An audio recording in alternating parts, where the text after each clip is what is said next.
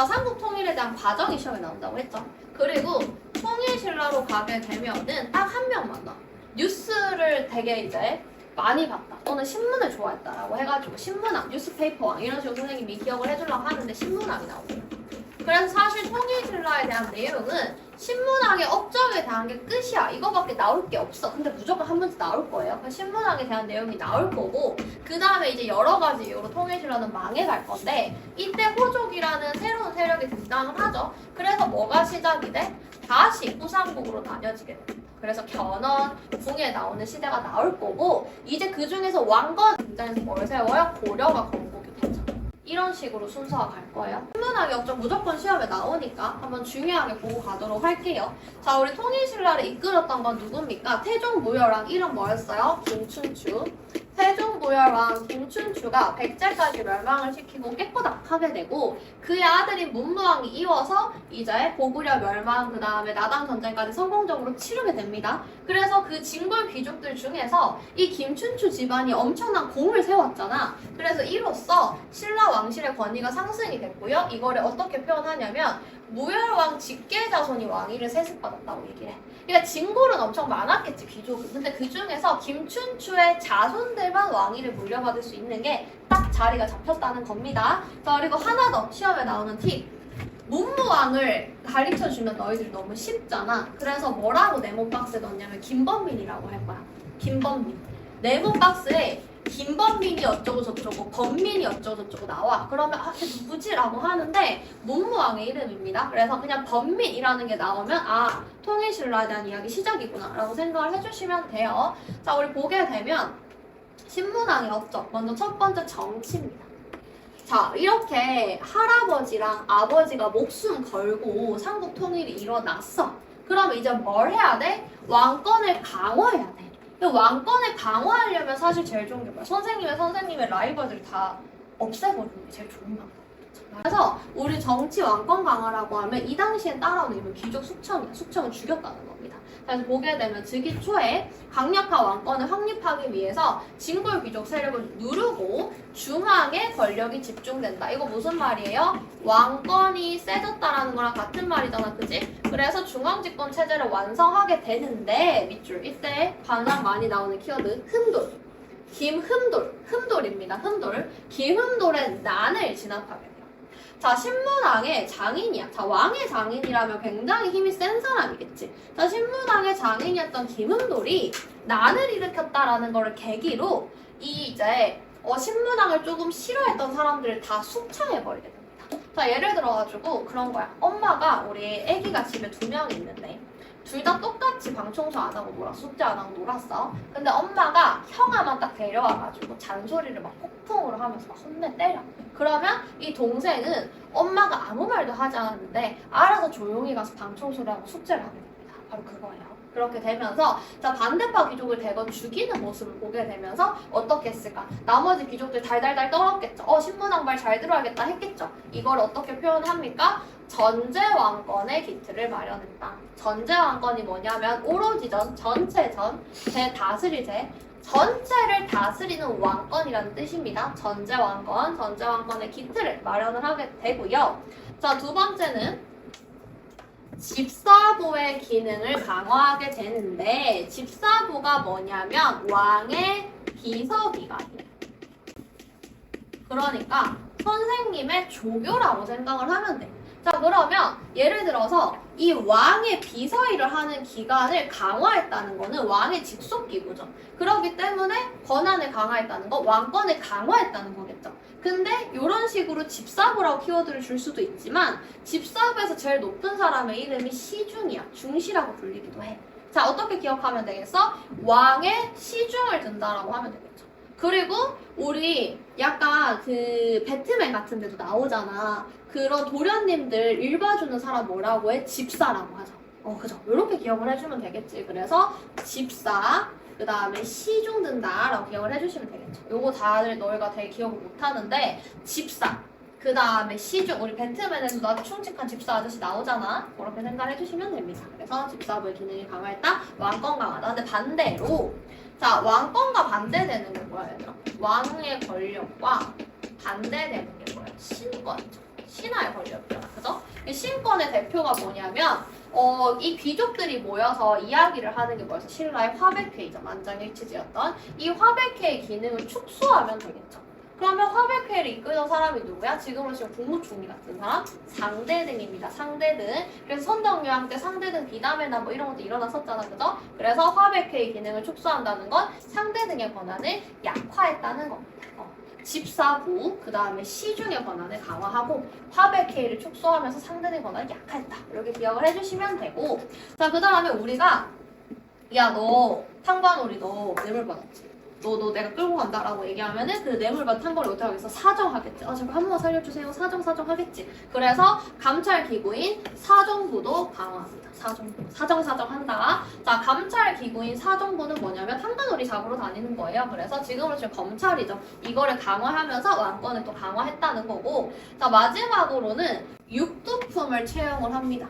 자, 우리 신라하면은 시험에 되게 많이 나오는 게 뭐예요? 뼈에 새겨진 굉장히 폐쇄적인 변화가 어려운 골품제라는 신분제도다. 그죠? 우리 뼈를 깎는 고통이라고 해가지고 그 뼈에 대한 수술은 되게 어려워요. 안 바뀌어요. 골품제는 뭐야? 폐쇄적인 신분제도야. 바뀌지가 않는다는 거. 한번 응애하고 일어난 건. 자, 근데 이 폐쇄적인 거의 첫 번째, 왕족이었던 송골인데 송골은 더 이상 자식을 남기지 못하고 사라졌죠. 그래서 귀족 세력이었던 진골, 우리 이제 김춘주 같은 사람이 왕위를 이었던 거잖아. 근데 사실 제일 억울한 거는 육두품이야. 육두품은 애매해. 나는 귀족이긴 한데 애매한 귀족인 거야. 그래서 이런 거야. 육두품은 아무리 승진을 해도 아찬이라는 것까지밖에 승진을 못했거든. 그러니까 예를 들어서 그거야. 너희들 잠도 안 자고 뭣도 안 하고 하버드를 갈 성적이 나왔는데 신분이 육두품이기 때문에 하버드를 절대 못 간대. 너는 어떤 대학까지밖에 못 간다라고 지정이 돼버린 거야. 너는 해외 유학에 해외에 있는 유명 대학을 못 가. 이렇게 나와버린 거야. 미치고 팔짝길 모르시겠죠? 그러기 때문에 육두품이 제일 억울했는데, 그럼 반대로 진골의 세력을 조금 낮추려면 어떻게 하겠어? 육두품을 많이 등용하면 되겠죠. 그래서 많이 등용해서 내 편으로 만들면 될 거 아니야. 바로 다음 세력이니까. 그리고 얘 똑똑하거든요. 그래서 학문적인 똑똑함, 식견을 갖춘 육두품을 왕의 정치적 조언자로 적극 등용하면서 이 진골 세력들의 이제 힘을 조금 누르려고 많이 노력을 했습니다. 육두품을 채용했다는 거. 그래서 지금 나온 거는 정치에 대한 거야. 김은돌의 난, 집사부, 시중, 그 다음에 사정부, 육두품을 채용했다라는 거 꼭 기억을 해주셔야 되겠습니다. 여기까지 키워두고요. 자, 그 다음에 두 번째로 경제로 가보도록 하겠습니다.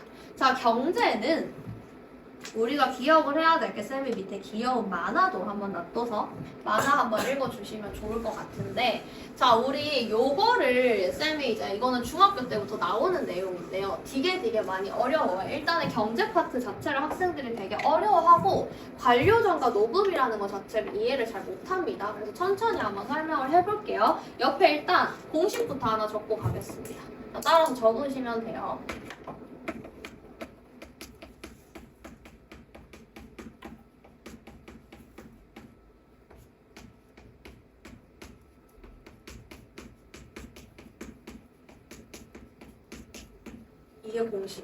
이게 공식입니다. 관료전은 왕권이 높을 때 가능한 거고요. 신권이 낮아지는 거예요. 노급은요, 왕권이 낮아지는 거고 신권이 높아지는 겁니다. 이거는 나중에 쌤이 이걸 공식을 왜 적었냐면, 나중에 왕권이 약화되잖아. 그러면 다시 노급이 부활한다. 실제로 신라 말 가면 노급 부활을 하게 돼요. 그래서 요거를 한번 적어주고 가보도록 합시다. 자, 우리 보게 되면 관료전이라는 거는 관료들한테 월급을 줘야 되는데, 지금같이 막 화폐가 활성화되고 월급을 주는 시대가 아니다 보니까 땅을 정해주는 거야. 그래서 그 땅에서 수조권, 세금을 거둘 수, 이제 조세조자거든요. 세금을 거둘 수 있는 권리를 주는 거야. 선생님이 열심히 일을 했잖아. 그러면 A 땅에 대한 수조권을 준다는 겁니다. 요게 관료전이고요. 노급이 뭐냐면 밑에 여기 나와 있는데, 이 지역은 내 노급이야. 조세도 거두고 백성들을 내 맘대로 부릴 수 있지 라고 이야기를 해. 이 내 맘대로 부릴 수 있지 라는 게 뭐냐면 노동력 동원을 이야기를 하는 거거든. 그러니까 여기서 얘를 뭐라고 해? 이 이제 농민들이 저분을 잘 따라야겠군이라고 얘기를 하잖아. 그러면 여기서 나오는 귀족을 잘 따르면 어떻게 되겠어? 신권이 강화되니까 왕권은 낮아지겠죠. 그리고 가장 중요한 게 뭐냐면 왕들이 두려워했던 건 이거야. 노동력 동원을요, 사병으로 쓸 수 있는 거지. 이 귀족들이 여기 나한테 주어진 이 A라는 지역의 사람들을 사병으로 키우는 거야. 그래서 좀 모이면은 반란 가능하잖아. 개인 병사로 가능하잖아. 근데 사실 왕들이 이걸 제일 무서워했던 겁니다. 그래서 노급을 신문왕은 폐지해버리고요. 이제 관료전만 할 거다라고 이야기를 하게 됩니다. 귀족의 사적 지배력을 줄이고 국가의 토지 지배력을 강화했다. 이런 식으로 얘기를 해요. 이런 식으로 얘기를 해요. 요거 기억을 해주셔야 되고요. 밑에 나오는 거 보면 문무 관료에게 토지를 차등 있게 지급한다. 중앙과 지방 관리의 노급을 폐지하고 해마다 녹봉을 차등 있게 주도록 한다. 누가? 신문왕이 얘기를 했다고요. 이렇게 되니까 어떻게 됐겠어? 당연히 왕권은 강화되고 신권은 낮아졌겠죠. 그래서 이게 너무 어려워. 선생님 저 도저히 모르겠습니다. 라고 얘기하면은 쌤이 옆에 적어준 이 공식만 기억을 해주면 돼요. 그리고 신라 말이 되게 되면은 어떤 거 일어났다고? 노급이 부활했다고. 이렇게 생각을 해주시면 되겠습니다. 노급이 부활하게 됐다라는 거 기억을 해주시면 되겠어요. 지금부터 너희들이 곱셈을 좀 잘해주셔야 돼요. 곱셈을 잘해줘야 돼. 자, 구주 오소경. 구주 오소경. 자, 근데 왜 자꾸 선생님 구가 등장하나요? 라고 얘기하면 자, 우리가 봤을 때는 되게 딱 조금이에요. 우리 고구려를 봤으니까. 근데 이 신라 입장에서 봤을 때는 영토가 어떻게 된 거야? 영토가 커진 거죠. 영토가 확대된 거죠. 그러니까 이걸 다스릴 새로운 게 필요했던 거야, 체제가. 그래서 고구려, 백제, 신라 3. 그 다음에 3개씩을 하자라고 3 곱하기 3이니까. 3 곱하기 3이었다. 그래서 구주가 되는 겁니다. 그래서 확장된 영토를 효율적으로 다스리기 위해서 이렇게 완비하게 되는데 구주는 신라의 고구려, 백제 땅에 각각 3주씩을 설치한 겁니다. 3 곱하기 3이라고 생각을 해주시면 되고 그 밑에 군현을 두고요. 그 다음에 촌을 두고 이런 식으로 다스렸다. 그러니까 주가 있고 그 다음에 군현이 있고 그 다음에 촌이 있었다는 거예요. 이런 식으로 다스렸다. 생각을 해주시면 돼요. 3 곱하기 3. 그래서 9다. 그리고 5 소경이라는 게 있는데 시험에 이게 더 많이 나옵니다. 5 소경. 자, 5 소경은 밑줄 치겠습니다. 수도가 동남쪽에 치우친 단점을 보완하기 위해서다라고 많이 나오게 되는데 이게 무슨 말이냐면 되게 독특한 특징인데 신라 같은 경우에는 천도, 수도를 옮기는 게 한 번도 없었어. 그래서 거의 1000년 가까이 여기가 수도였거든요. 그러면 영토는 지금 여기까지인데 수도가 여기 위치라니까? 너무 이상하잖아, 그치? 그래서 어떻게 하냐면 이거를 좀 동남쪽에 치우친 걸 보완하기 위해서 중요한 곳이다라고 하는 곳에 5소경을 두게 됩니다. 그래서 북원경, 중원경, 서원경, 남원경, 금강경이라고 해서 5개의 경을 더 둘러싸게 해가지고 이걸 보완했다는 거죠. 그래서 수도가 치우친 단점을 보완하기 위해서고 전략 요충지에 설치를 했다는 거고 전략 요충지라는 거는 전쟁에서 위험한 곳이라는 거겠죠. 사람들이 이사를 가려고 할까요? 안 가겠죠. 그래서 백제나 가야유민을 이주시켜서 통제하기도 했습니다. 그 다음에 지방 세력을 견제하기 위해서 했던 게 있는데 요거는 듣고 가면 됩니다.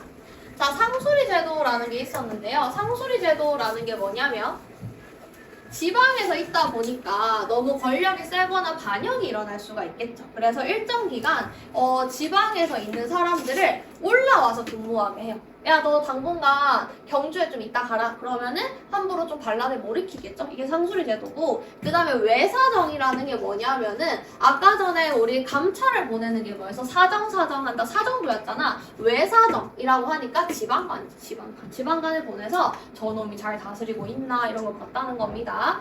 자, 그리고 이제 군사제도로 갈 거야. 군사제도는 부사당 10장인데 우리 막 친구들이 선생님 암기 팁 주세요 해서 만든 건데요. 자, 구주 오소경이었잖아. 3 곱하기 3 해서 구주 오소경이었잖아. 그치? 이게 뭐였어? 체제죠, 체제. 근데 이제 우리는 군사를 봐야 되잖아. 군사는 어떻게 할 거냐면 똑같아. 구야 9. 구서당인데 우리 쓰라는 거 안 나오니까 숫자만 보면 되잖아. 95. 그럼 90이면 90. 우리 이제 너무 별거 아니긴 한데 5 곱하기 2가 되는 거예요. 그래서 9만 기억하면 9, 5, 9, 10 이렇게 생각을 해주시면 돼. 자, 어쨌든 구서당 10점에서는 밑줄 치겠습니다. 구서당은요 중앙군이고요. 그 다음에 민족융합 시험에 드럽게 많이 나옵니다. 민족융합 밑줄 치시고 10점은 그냥 들고 가시. 10점은 그냥 지방군인 것만 알고 가면 돼요. 여기서 중요한 거는 중앙군이니까 되게 중요한 거잖아. 근데 신라인뿐만이 아니라 고구려 사람, 백제 사람, 심지어 말가림까지 포함해서요 민족의 융합을 노렸어요. 이게 무슨 말이냐면 자 실제로 선생님 남사친들 얘기를 들어보면은 막 너희들 생각했을 때 뭐 대학 동기, 회사 동기랑 더 많이 친할 것 같잖아. 근데 남자애들 나중에 여행 되게 많이 가는 애들 보게 되면 군대 동기 모임이 그렇게 많아. 이유가 뭐냐면 동고동락하고 목숨 걸고 싸우고 고생을 특히 많이 하죠. 친해지는 거야. 그래서 군대에서 친목도모가 가능하겠지. 친목도모. 그러니까 당연히 민족융합이 가능할 거고 그 다음에 두 번째로는 여기서 사람들이 공을 제일 많이 세울 수가 있겠죠. 공. 승진을 할 수가 있을 거 아니야. 예를 들어서 내가 신분이 되게 낮았어. 예를 들어서 내가 말갈인이야. 천대받았어. 근데 가서 적장에 목을 뱉네? 한 방에 승진할 거 아니야. 그래서 이러한 거를 조금 열어둔 거야. 그래서 민족융합을 꾀했다라고 얘기를 하는 겁니다. 쌤이 적은 뭐 이런 것까지 자세하게 몰라도 되고 그냥 구서당에는 다 포함시켰고 민족융합을 노렸구나까지만 기억해 주시면 됩니다. 자, 그 다음에 10정은 지방군이고요. 이 이제 3 곱하기 3이었잖아. 구주에 한 개씩을 두는데 조금 위험한 국경에는 하나를 더 둔 거야. 그래서 9 플러스 1에서 10이에요. 여기는. 그래서 10정입니다. 쌤이 그래서 처음에 시작할 때 너희들이 뭐 곱셈 이제 이런 거 잘해줘야 된다고 했는데 별거 없죠. 이렇게 생각을 해주시면 되고 이제 다 왔습니다. 교육 및 문화에서는 이거는 그냥 쌤 노란색이에요. 그렇게 안 중요해. 듣고 넘어가면 돼요. 첫 번째는 통일신라의 서울대 이름이 뭐냐면 국학이에요. 국학. 국립에서 가장 좋은 데니까 서울대죠. 그래서 통일신라에서 서울대인 국학을 설립을 해가지고 인재를 막 양성을 했고요. 자, 그 다음에 만파식적 설화라고 혹시 너희들 들어본 적 있어요? 만파식적? 신문왕의 아버지인 문무왕은요, 간단하게 얘기하면은 문무왕 릉이 뭐냐 바다 한가운데 있는 대왕암이라는 돌이거든요. 그러니까 우리가 보통 고분을 무덤으로 써야 되는데 문무왕은 바위가 무덤이란 말이야. 이유가 뭐냐면 유언을 이렇게 남깁니다. 아들아, 내가 죽어서 동해의 용왕이 되어서 신라를 끝까지 지키겠다.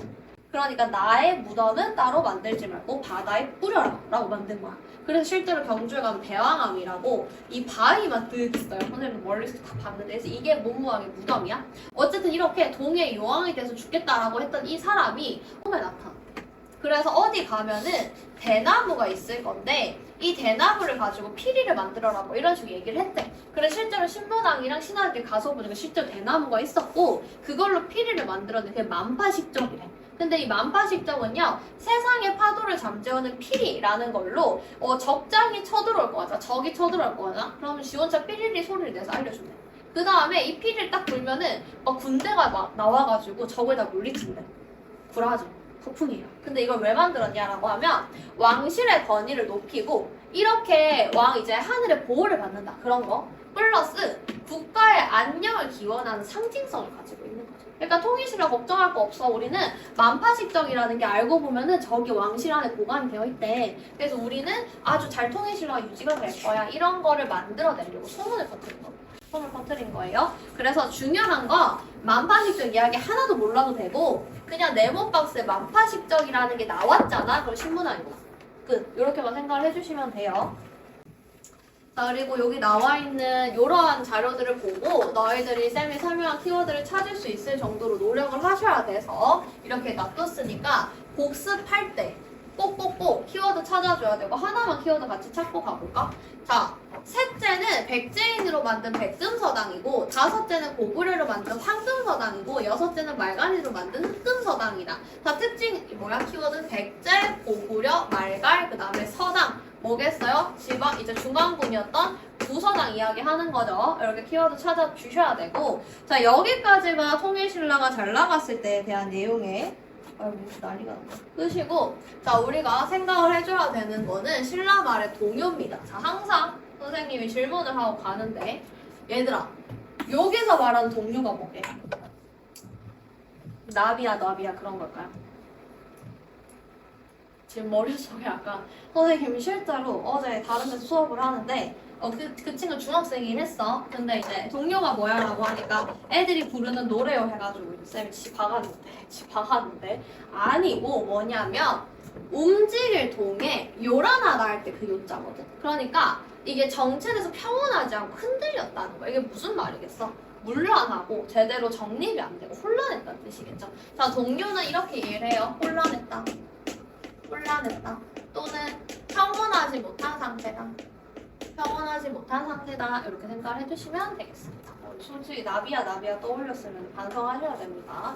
자, 그래서 전제 왕권의 동요라고 해가지고 자, 일단 중앙 정치가 문란해졌겠죠.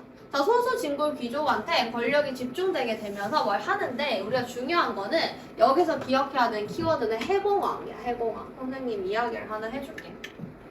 자, 아까 전에 선생님 골프문제 얘기했듯이 성골, 진골, 육두품으로 가는 거였어. 근데 성골의 씨가 말랐어. 그러니까 이 진골 안에서 왕위를 물려받다 보니까 처음에는 신문왕 같은 애들이 꽉 잡고 있으니까 괜찮았는데 해공왕까지 점점 내려오다 보니까 이 진골 귀족 안에서 불만이 생긴 거야. 야, 똑같은 진골 귀족 출신인데 왜 너희만 계속 왕하냐? 이렇게 된 거야. 그래서 왕위 쟁탈전이 일어나게 된 거고요. 150년 동안 20명이 교체됐대. 왕이 보통은 10년 이상은 다스려야 되잖아요. 그죠? 굉장히 복잡한 거야. 그러니까 끊임없이 대통령이 계속 교체된다고 생각을 하면 돼. 혼란하겠죠? 그래서 이런 거다라고 생각을 해주면 되고 이때 요거를 표현하기 위해서 이 중앙 정치가 문란했고 신라 말이 혼란했다라는 걸 표현하기 위해서 키워드로 많이 나오는 게 김원창의 난이랑 장보고의 난이야. 근데 쌤이 파란색으로 밑줄 친 거 보면 그렇게 중요한 건 아니겠죠? 구분을 해줘야 되는 게 흔돌. 김흔돌 난 언제 왔어? 신문왕이 왕권 강화하기 위해서 나머지 진골귀족 숙청할 때였잖아. 흔돌이랑 헌창이랑 구분해줘야 됩니다. 자, 그 다음에 장보고 누구야? 해상왕 장보고. 해상왕 장보고가 난을 일으키게 됐다. 우리가 정치 이제 다툼을 하게 되면서 장보고도 말년에 난을 일으키게 되는데 그 내용을 얘기를 하는 거고요. 시험에 많이 나오는 거 이걸 밑줄 칠게요. 원종과 에노의 밑줄. 자, 우리 이렇게 중앙이 문란하고 계속 왕은 제대로 정치를 못하면서 세금만 걷어가게 되니까 농민들이 빡친 거야. 농민들이 빡쳐서 난을 일으키게 돼서 원종과 에노가 일으킨 난을 시발점으로 전국 각지에서 계속 이거 오타네요. 전입니다. 전국 각지에서 잇따라 공기가 일어나게 되는데 원종과 에노의 난이 네모박스 키워드로 나왔다. 뭐다? 신라말 동요에 대한 문제구나. 신라말 동요에 대한 문제구나. 딱 캐치를 해주셔야 돼요. 되게 중요합니다. 그래서 밑에 나오는 이러한 자료로 나오게 될 건데 150여 년 동안 20명이 왔다 갔다 했던 그거를 나타낸 그림이고 시작점이 언제다? 해공왕. 해공왕이 누구냐면은 그 김춘축의 마지막이에요. 김춘축의 마지막이고 이 해공왕 이후부터 엄청 복잡하게 왔다 갔다 했다 생각을 해주면 돼. 자, 그래서 해공왕 피살.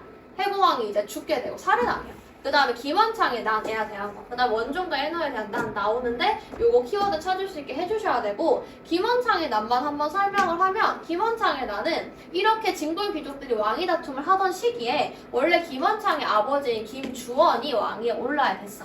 근데 강물이 불어나서 막혀가지고 자연재해로 못 건너가게 되면서 왕위에 못 오르게 된 거야. 제일 억울한 게 누구야? 다음에 왕이 될 수 있었던 헌창이겠죠. 그래서 나는 일으킨 거고 원종과 에노의 나는 진성여왕이 세금을 계속 거두니까 그거를 못 견디고 나는 일으켰어. 누가? 원종이랑 에노가. 이게 뭐라고? 시발점이라고 얘기를 했습니다. 이렇게 생각을 해주셔야 되고요. 자, 우리는 신라말의 동요로 가서요. 새로운 세력이 등장을 하게 된 거를 한번 보고 가도록 하겠습니다. 자, 우리 이때 새로운 세력이 등장을 했다라고 하는데 너희들 혹시 궁예나 견훤 들어봤어요? 궁예랑 견훤? 들어봤죠? 특히 누가 기침을 하였는가? 그 짤은 다 알고 있잖아. 누가 기침을 하였는가? 그 다음에 이제 나 혼자 산다 해서 그 기안팔사 씨가 이 이제 태조왕건 드라마를 너무 좋아하셔가지고 이게 좀 유행이 되게 됐는데 거기서 나온 게 호족이거든요. 호족. 근데 호족은 선생님이 하나 적어주면 키워드가 뭐냐면 지방이야. 키워드가 지방이야. 지방 세력이야. 자, 이게 무슨 말이냐면 중앙에서 밀려난 귀족 또는 토착 세력의 촌주라고 하는데 또 토착이란 단어를 몰라서 틀려오십니다. 토착 설명해 드릴게요. 자, 토착 땅 흙이지만 땅이라고 생각을 해. 착 우리 접착제라고 하죠. 딱 붙었다. 자, 땅에 딱 붙었다. 무슨 말이야? 그 지역에 되게 오랫동안 권력을 가지고 살았던 사람들이란 뜻이야. 그러니까 선생님이 예를 들어서 대구에 선생님이 한 10대조부터가 되게 유지로서 돈을 많이 가지고 권력을 가진 사람으로 대구에서 10대를 쭉 살아왔던 거예요. 그럼 선생님의 집안은 뭐야? 선생님은 대구의 토착 세력인 거예요. 이렇게 생각을 해주시면 돼. 자, 그래서 토착 뭐라고? 거기서 굉장히 오래 살았던 사람들, 좀 권력이 있어야 돼요. 자, 그리고 지방에 있던 장군은 왜 되겠어? 군사력을 얻고 있으니까 또 되겠죠. 자, 그 다음에 해상무역으로 성장한 세력, 대표적인 건 누구야? 해상왕 장보고.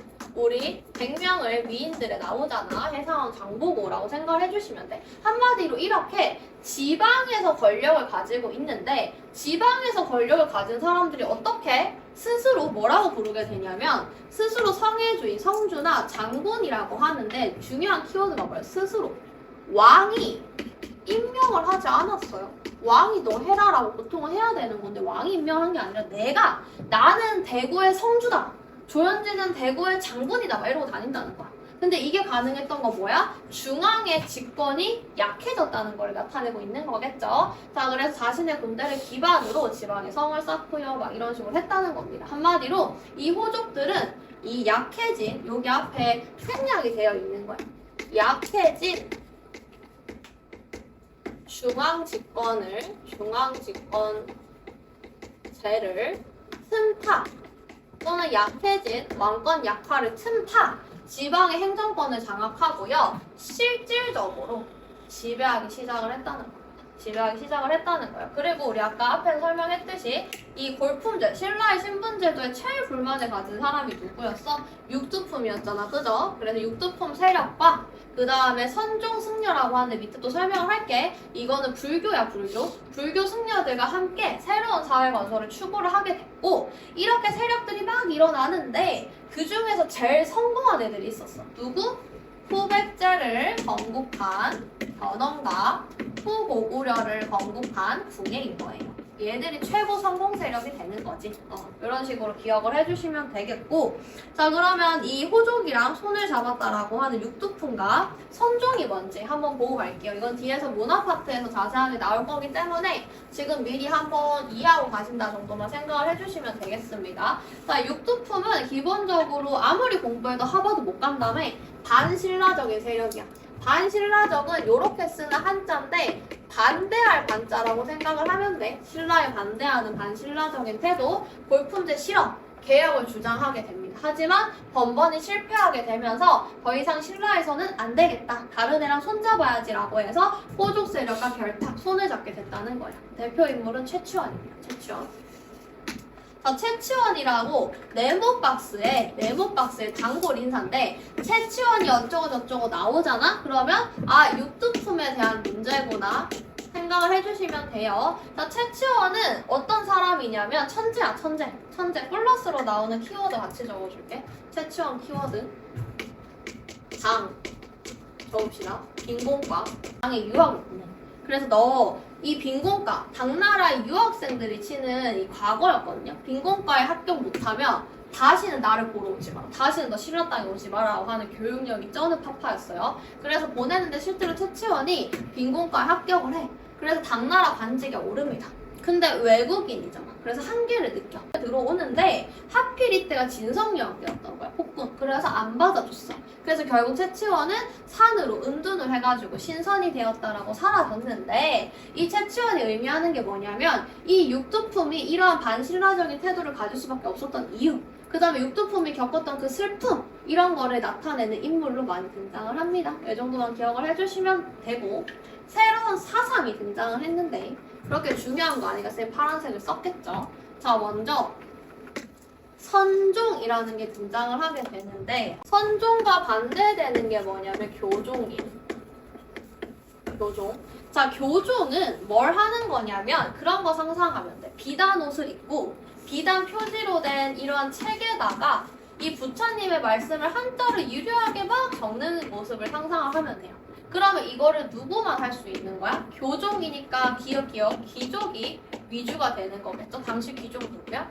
진골 세력들이 믿던 거겠죠? 근데 불교를 버릴 순 없는데 새로운 육두품과 호족들이 이 불교를 다시 활용을 해야 될 거 아니야. 그래서 새롭게 만들어낸 게 이 선종입니다. 근데 지금 우리가 생각하는 불교는 선종과 훨씬 가까워. 그래서 얘들은 이렇게 막 앉아서 비단옷 입고 앉아서 글을 쓰는 게 아니라 뭐를 중시했냐면은 수행을 통한 깨달음을 이제 중시를 합니다. 이게 무슨 말이겠어? 절하고 수행하고 이런 거잖아. 그래서 정반대다라고 생각을 해주면 되고, 이 선종이 지방호족들이 막 후원을 해주게 되면서 성장하게 됩니다. 그래서 구산선문이라는 것도 막 세워지고 하는데, 구산선문은 여기 이제 밑에 읽어주면 되고요. 자, 요게 오히려 시험에 많이 나옵니다. 풍수지리설. 너희들 풍수지리설 뭐 들어봤죠? 뭐 배산임순이 아니면은 그거 봤어요? 김고은 씨 나오는 그 영화 봤어요? 파묘 봤어요? 파묘에서 많이 나오는 거예요. 파묘에서 뭐 묘자리를 잘못 써가지고 어쩌고 저쩌고 얘기하고, 실제로 선생님도 할아버지랑 할머니는 이제 묘를 쓰셔가지고 막 이제 뭐 이 직관을 불러가지고 이 묘는 뭐가 잘 되는 거 막 이런 거 막 얘기하거든요. 그래서 그런 걸 우리 풍수지라고 하고, 배산임수 어쩌고저쩌고 남향이 해가 들어야 되고 그런 거 얘기하는 거야. 근데 이게 이때 생겨났거든요. 왜 생겨나게 됐냐면 그건 거야. 예를 들어서 얘들이 지방 출신이라며. 그러면 이 지방이 왜 발전을 해야 되는지를 설명할 근거가 있어야 되잖아. 그래서 만들어지게 풍수지리설인 거야. 이래. 경주는 기운이 다 했다. 그래서 이쪽에서 왕이 날 거다. 뭐 이런 얘기를 하는 거야. 그러다 보니까 신라발 도선이라는 사람이 보급을 했고요. 지방의 독자성. 경주는 기운이 다 했으니까 다른 데가 성장을 해야 될 거 아니야. 그래서 기운의 독자성과 중요성을 강조하기 위해서 풍주지리설이라는 게 마구마구 유행을 하기 시작을 합니다. 그 다음에 미륵신앙이라는 게 나오게 되는 건데, 미륵은 부처의 한 종류야. 그러니까 예를 들어서 너희가 절에 가잖아. 절에 가면 우리 누구만 찾으면 되냐면 관세음 보살만 찾으면 돼.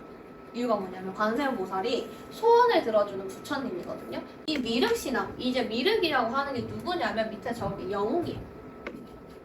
그러니까 미래에 나타날 부처님인데 사람의 모습을 하고 나타나시는 거야. 그래서 이러죠. 맨날 그 궁예가 그래요. 나는 미륵이다라고 얘기해. 그러니까 자기가 이 미래 부처가 환생을 해서 너희를 구하러 온 영웅이라는 겁니다. 그래서 미륵신앙은 영웅신앙은 되게 많이 나타나고, 이거 수능 국어 문학 작품에서도 많이 나오는 내용이에요.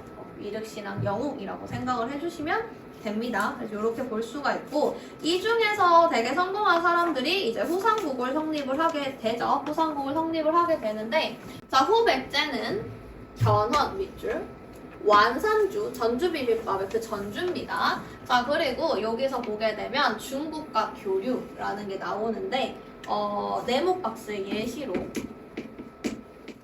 후당 5월가 교류 뭐 이런 말이 나오기도 할 거야. 자, 이게 무슨 말이냐면, 이 견훤은 생각보다 되게 세요. 그래서 나중에 전투를 할 때 그 왕건을 실제로 죽이기 일보 직전까지 갈 정도로 되게 센 캐거든요. 센 캐. 그래서 견훤은 옛 후백제 땅이 이 충청도 전라도 쪽에 거의 대부분을 차지하면서 후백제를 세우게 됐고, 이 사람이 어느 정도 세졌다라는 걸 알게 되냐면 중국과 교류를 해가지고 뭐 어떤 것도 막 이제 수여받고 해. 관직도 수여받고 해. 그래서 중국과 교류를 함으로써 진짜 하나의 국가로서 땅땅 인정을 받았다는 겁니다. 그래서 좀 중요하다고 생각을 해주면 되고, 후고구려는 김은 미륵인이라 누가 기침을 하였는가 이런 말을 했던 궁예가 세우게 된 건데, 송하, 개성을 도읍으로 건국을 하게 됐고요. 근데 좀 이상한 게 나라 이름을 마진에서 태궁으로 계속 고친다든지 수도를 송악에서 철원으로 이동을 한다든지 하는 것 자체가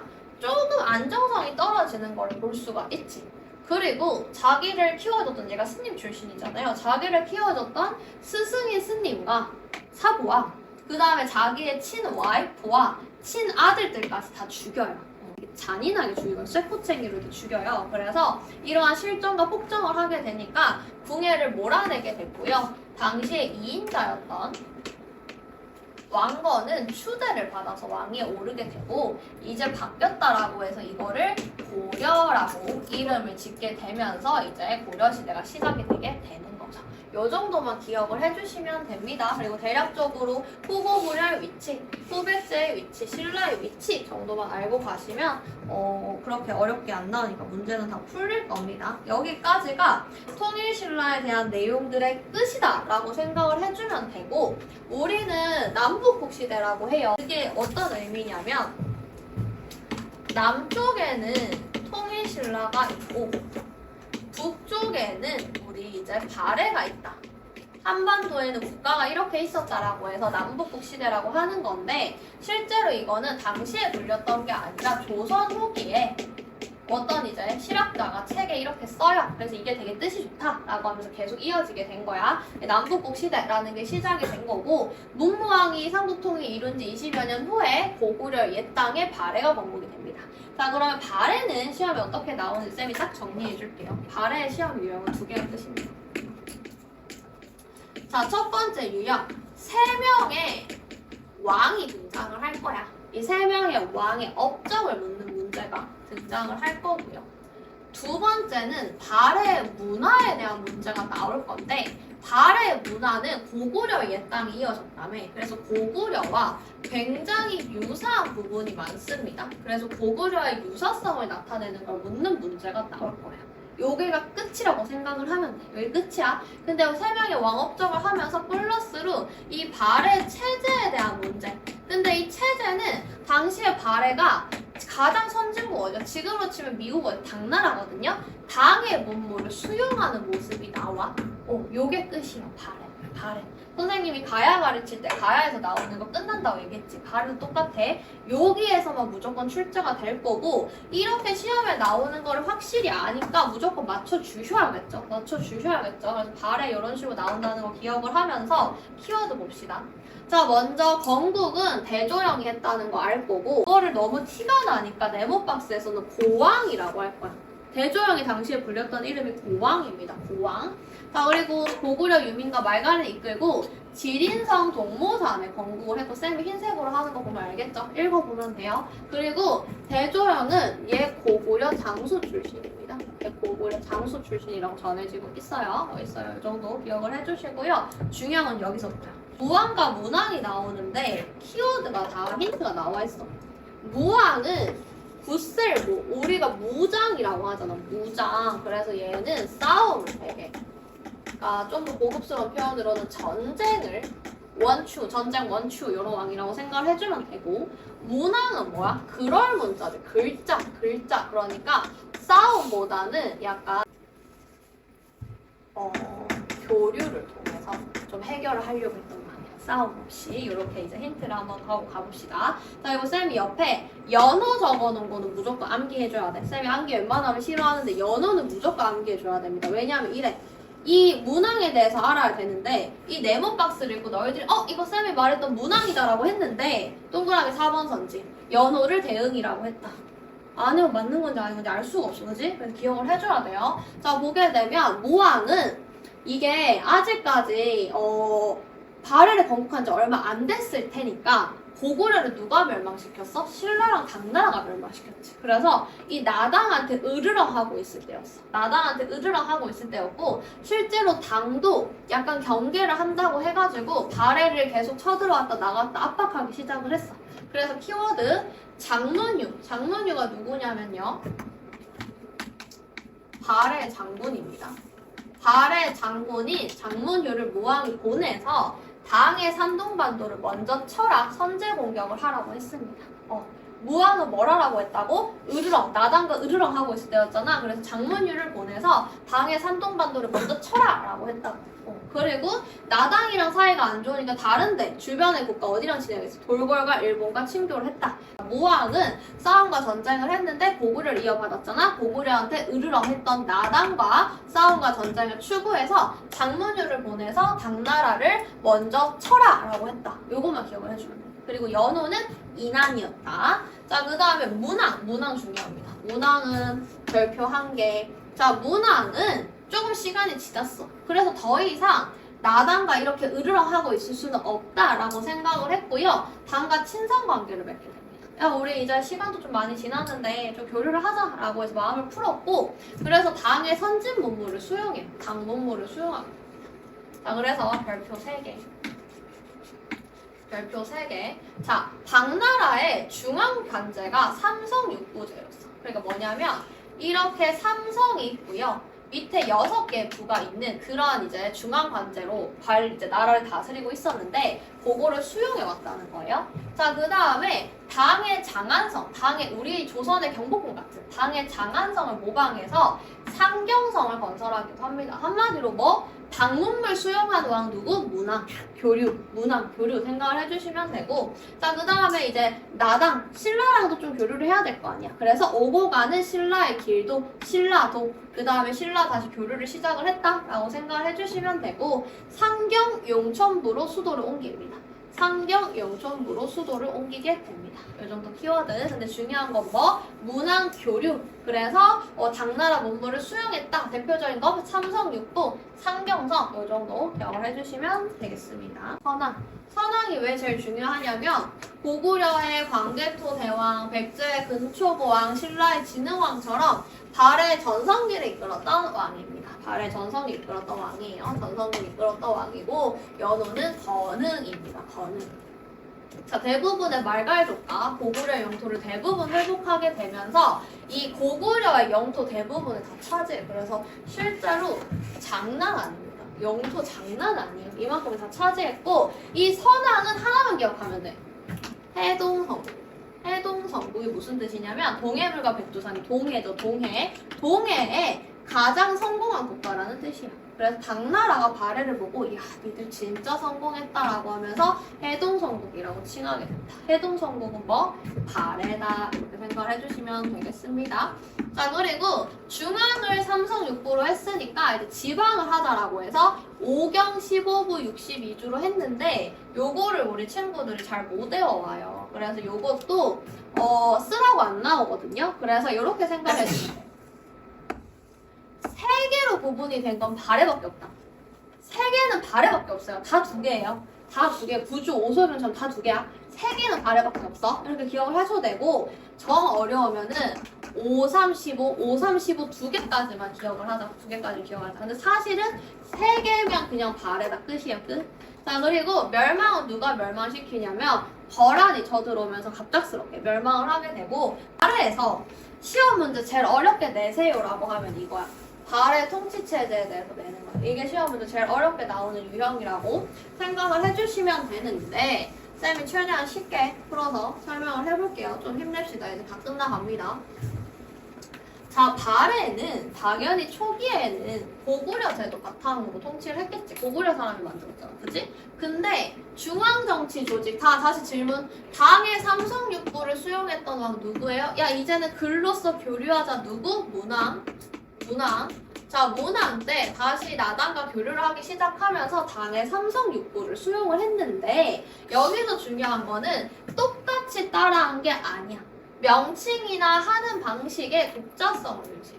우리나라가 또 따라쟁이는 아니잖아. 그죠? 완전 따라쟁이는 아니잖아. 그래서 좀 바꾸는데 어떻게 하냐면 이 기능적으로는 중대성, 정당성, 선조성이라고 하는 삼성과 이 아래에 6개를 부는 6개 부를 두는 거는 똑같이 가져왔거든? 근데 이 괄호에 있는 게 당이고 이 밖에 있는 게 발해야. 그래서 이름을 다 바꿨어. 그래서 여기 밑에 나오는 위에 삼성의 이름도 독자성, 밑에 나오는 육부의 이름도 독자성을 가지게 됐습니다. 독자성을 가지게 됐어요. 그래서 이렇게 독자성에 맞게 삼성 육부를 가지고 왔고요. 여기 밑에 선생님이 별표에서 적어놓은 내용은 혹시나 추가적으로 기출된 적이 있어서 적어놓긴 한 내용이에요. 외우거나 암기하실 필요도 없고 그냥 설명만 들어주세요. 자, 기능적으로는 조치, 그러니까 규칙을 받아들이게 되는 중대성과 그게 맞는지 안 맞는지를 심의하는 선조성과 맞다라고 하면 집행하는 정당성의 틀은 그대로 유지를 했는데 발해만의 차이점이 있다라고 하면 이 정당성을 정점으로 하는 독자적인 운영체제를 규칙을 해. 그러니까 당나라는 삼성이 이 힘의 크기가 똑같아. 근데 발해는 어떻게 했냐면 정당성의 힘의 크기를 조금 더 크게 했어. 이렇게 크게 했어. 이게 차이점이고 이거는 그냥 읽고 한번 듣고 넘어가면 되는 건데 중요한 거는 너희들이 이 문제는 발해에 대한 문제요라는 걸 알려주기 위해서 정당성이라는 말을 되게 많이 강장을 하게 될 거야. 이거는 기억을 해주셔야 되는데 어떻게 암기를 하시면 되냐면 자, 우리 이렇게 합시다. 고구려의 정당성을 주장해서 대조영이 발해를 건국한 거잖아, 그지? 요렇게 기억을 합시다. 고구려는 되게 정당한 국가요. 우리 이제 한반도에서 큰 역할을 했어 라고 해서 대조영이 다시 발해를 이어서 건국을 한 거잖아요, 그죠? 그래서 발해에는 정당성이 굉장히 중요합니다. 정당성 어쩌고저쩌고 나오면은 발해구나 생각을 해주셔야 돼. 자, 그리고 지방행정조직 뭐라고 해서 3개는 발해받는다. 5경, 15부, 62주를 해서 이제 지방을 다스리게 되었습니다.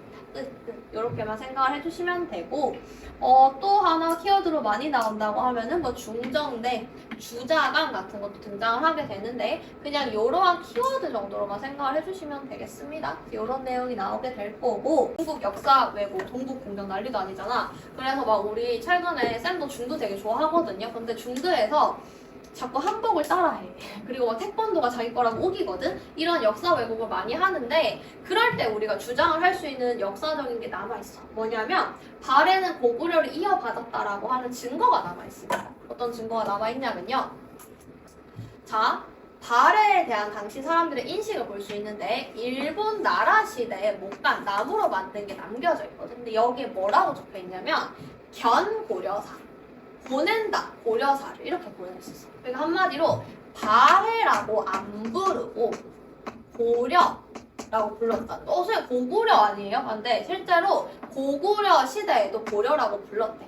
그리고 왕건이 세운 고려도 고구려를 이어받았다는 뜻이거든요. 그래서 이렇게 했다는 거고, 보게 되면 이렇게 했대. 발해 왕이여 고려 국왕 대흠무가 말한다. 이렇게 했다는 거고, 자기를 고려 왕이라고 칭했다는 거고. 그리고 일본 천황의 상가 고려 국왕에게 문안한다. 지난날의 고구려가 오늘의 발해다. 이런 식으로 다 남아있다는 겁니다. 그래서 발해 사람들은 고구려를 이어받았다는 거 알 수가 있고, 형광펜 이런 걸로 하나 표시내둡시다. 대흠무. 무왕의 이름이 대흠무예요. 선생님이 아까 뭐 얘기해줬어? 통일실 할 때 김범민이가 누구라고 했어? 문무왕이라고 얘기를 했죠.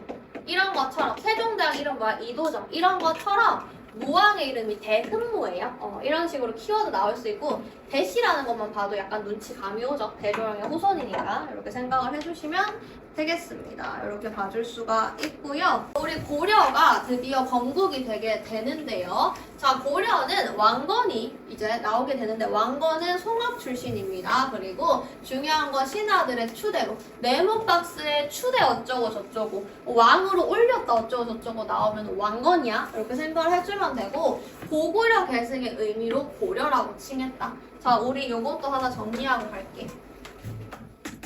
고구려를 계승한 국가는 2개가 있어요. 누구? 발해.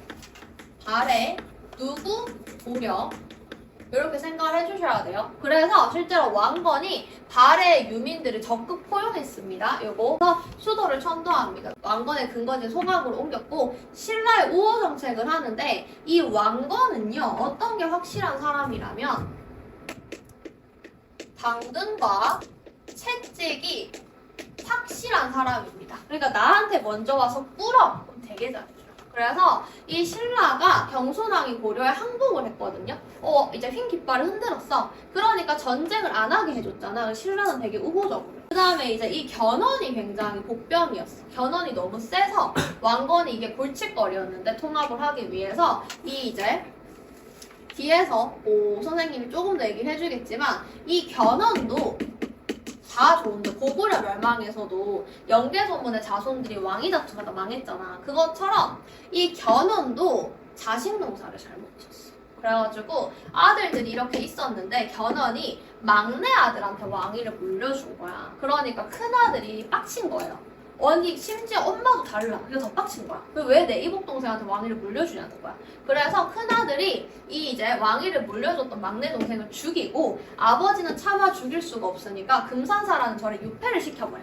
그러니까 견훤이 생각을 하다가 망했구나, 후백제는 망했구나 라고 생각해서 내 손으로 없애겠다라고 해가지고요, 금산사에서 자기를 따르는 세력과 함께 도망을 와서 어디로 가냐면 고려의 왕건한테 투항합니다. 도와줘 해가지고, 이 놀랍게도 견훤 세력과 왕건 세력이 힘을 합쳐서 후백제를 멸망시켜요. 놀랍죠? 놀랍죠? 그래서 왕위 다툼으로 내분이 일어나 후백제를 멸망시키고 후삼국을 통일을 하게 됩니다. 그래서 뭐라고 얘기하냐? 고려는 호상국가 발해 유민까지 포용해서 이거를 우리는 뭐라고 표현하냐면요. 역사에서 민족의 재통일, 민족의 재통합이라고 표현을 합니다. 다시 삼국으로 갈라졌었는데 통합을 했죠. 그리고 이후에는 조선으로 계속 통합국가가 이어지게 돼요. 자, 그리고 시험에 나오는 건 이거야. 태조 왕건의 정책이 시험에 나옵니다. 태조 왕건의 정책이 시험에 등장을 하게 되고 이거 마지막으로 보고 마무리를 할 건데요. 태조 왕건의 정책은 일단은 혼란하잖아. 우리 호상국 시대였잖아요. 그죠? 호상국 시대이기 때문에 다시 사회를 통합해야겠죠. 하나의 국가, 고려로 통합을 해야겠지. 그래서 사회 통합, 그 다음에 국가 안정, 그 다음에 당근과 채찍을 되게 좋아한다고 했어요. 당근도 주면서 채찍으로 관리를 하는 거야. 그래서 어떻게 하냐면 먼저는 호상국가 발해 유민을 포용하는 정책을 하게 되면서 민족의 재통일을 이루게 됩니다. 그러면서 가장 먼저 한 거는 민생 안정책을 펼칩니다. 우리 민생 지원금 같은 거 알잖아. 그러니까 민생 안정의 첫 번째 뭐겠어? 조세를 감면합니다. 어느 정도로 감면하냐면 10분의 1로 줄여줘버려요. 확. 그래서 니들 그동안 호상국 시대 거치느라 고생이 많았지? 라고 하면서 조세를 감면을 해주고요. 자, 첫 번째 중요한 키워드 밑줄. 흑창을 설치합니다. 흑창은 빈민구제 창고예요. 창고예요. 흑창을 설치했고요. 자, 그 다음에 호족 정책을 하게 되는데 통합 정책과 견제 정책, 당근 정책과 채찍 정책으로 나뉘게 되는데 자, 태조 왕건은 아내가요. 남학생들 부러워하던데 29명입니다. 부럽나요? 부러워요. 우리 정식 결혼한 왕비만 29명이에요. 그래서 우리 29명의 여성과 결혼을 했는데 이유가 뭐냐면 자, 여러 호족들이 있겠지. 자기도 호족 출신이고 근데 반란을 일으킬 수 있는데 그 집안의 딸들과 결혼을 하잖아. 그러면 당연히 가족이 되니까 좀 안정도 됐을 거고 플러스로 혹시나 내 딸이 아들을 낳았는데 왕자를 낳았는데 그 왕자 고려의 왕이 된다라는 것도 노려볼 수가 있겠지, 야망을. 그렇기 때문에 혼인정책, 통합정책이고요. 자, 사성은 너희들 조금 어려워하는데 내릴 선물을 했어. 뭐를? 성씨. 조연진 할 때 조 이런 거 있죠. 이거를 선물했다는 거야. 그러면은 뭘 성씨를 내렸겠어요? 왕시성을 내렸겠죠. 이게 무슨 말이야? 남자만 있으면 결혼 못 하잖아. 그러니까 성씨를 내린다는 거. 무슨 말이야? 한 가족이 되자라고 얘기를 하는 거죠. 사성 정책을 했고요. 관직과 토지를 하사합니다. 그리고 반대로 견제도 해야겠지. 견제는 어떻게 하냐면 사신관 제도라고 해서 대표적인 예로 이게 제일 많이 나오는데 경주 사신관 김부라고 나오는데 김부가 누구냐면은 그 경순왕이에요. 경순왕이 누구예요? 신라의 마지막 왕이잖아. 그러니까 경순왕이 투항을 하니까 이 김부를요 경주의 사신관으로 보내줘요. 사신관은 이 지역의 총 책임자야. 그러니까 한마디로 네 김부 네가 경주 제일 잘 알잖아. 근데 여기 그대로 사신관에 대신에 경주에서 반란이 일어나면 너부터 죽는다라고 얘기하는 게 사신관 제도예요. 사신관 제도예요. 자, 그 다음에 기인 제도는 위에 적을게. 인질 제도예요. 인질 제도. 자, 선생님이 막 그 상상을 해보고 쌤이 N이어가지고 상상을 많이 하는데 내가 만약에 그 일제강점기야. 그럼 나는 독립운동을 할까? 친일파가 될까? 막 이런 거 되게 혼자 속으로 막 해보거든요. 근데 생각을 했을 때 선생님 성격에 친일파 할 것 같다가 좀 독립운동 할 것 같은 성격이야. 근데 선생님이 막 끝까지 막 고문해서 버틸 수 있을까? 이걸 또 다음 단계로 너무 상상을 해봤거든. 웬만한 버틸 노력을 하는데 바로 모든 거를 다 불 수 있는 상황이 탄생을 해. 뭐냐면 선생님이 이제 강아지를 기르는데 짱구 짱아라고 해가지고 이제 시추를 키우는데 어쨌든 그 선생님한테 만약에 짱아를 딱 데려와가지고 얘 너 지금 안 불면 죽일 거다라고 하면 쌤 바로 불 것 같거든? 이게 무슨 말이야? 선생님은 되게 소중한 뭔가 자식 같은 존재를 데려왔다는 거죠. 이게 무슨 말이냐면 너 경주 사신간 얘들 경주 사신 김부로 해볼게. 야 김부 너 네 아들 옛날 신라 왕자 중에 한 명 지금 경주 이제 어디야 송악으로 올려 수도로 올려라고 얘기하는 거야. 그러니까 한동안 자식을 인질로 잡고 있는 기인질입니다. 저 선생님이 대구에서 사신관으로 있다가 반란 좀 일으켜볼까 하는데 짱아를 잡아가지고 왕 옆에 한동안 있어야 되게 한대. 선생님이 감히 뭐 할 생각을 가질까 못하겠죠.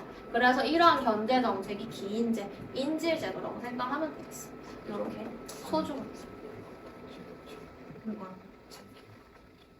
오, 맞아요. 정확합니다. 굿, 맞아요. 그겁니다. 이렇게 생각을 해주면 돼요. 오, 여기서 좀 잘하는데? 좋습니다. 자, 그리고 우리 국진정책이라고 하면은, 자, 요거까지 이해했으면 대박인데, 왜 국진정책을 했을까? 쌤이 아까 뭐라고 했어요?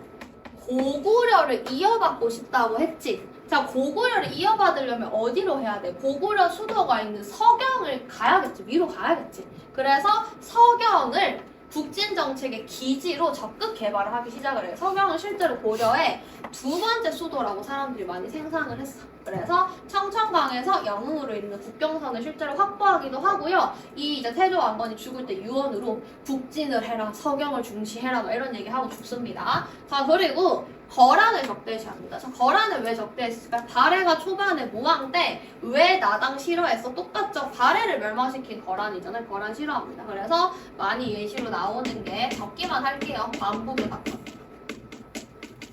은근 학교에서요, 네모박스에 이런 것들을 활용하는 경우가 많거든, 너희들이. 그래서 하나 얘기하면 만부교 사건이 뭐냐면, 만부교라는 다리가 있었는데, 거란에서 특산품이 뭐냐면 낙타야, 낙타. 그래서 낙타가 되게 거란에서 독특한 동물이니까 선물로 이제 고려 왕한테 준 거야.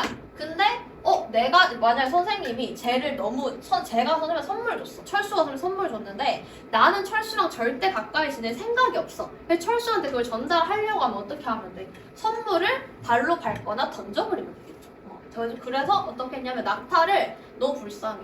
만부별 묶어가지고 굶어 죽여버려. 굶겨 죽여. 잔인하죠. 그래서 이게 만부교 사건이고 이걸 통해서 고려가 거란을 굉장히 싫어했구나라는 걸 알 수 있어. 우리 웬만하면 이제 선물 받으면 고마워 하고 뒤에서 버리지 앞에서 밟진 않잖아. 그래서 이렇게 생각을 해주면 되고 자 그리고 마지막으로 후대에 죽으면서 깨포닥하면서 규범을 딱 유언으로 남기고 죽어요. 그래서 정계나 계백요서 같은 책을 남겨서 관리들이 지켜야 될 규범을 제시했고 이거는 밑줄 시험에 나옵니다. 훈요식 10개의 잔소리라고 생각을 하면 되는데 후대 왕들한테 10개의 잔소리를 남긴 거예요. 불교를 진흥시켜라, 서경을 중시해라 뭐 이런 거 10개를 적어놓고 깨꼬닥 하거든? 그래서 왕이 지켜야 될 정책을 했는데 그냥 네모박스에 훈요십조 어쩌고저쩌고 나오면 아 태조 왕건이구나 라고 생각을 해주시면 되겠습니다. 그래서 이렇게 오늘 수업 마무리를 해봤고요.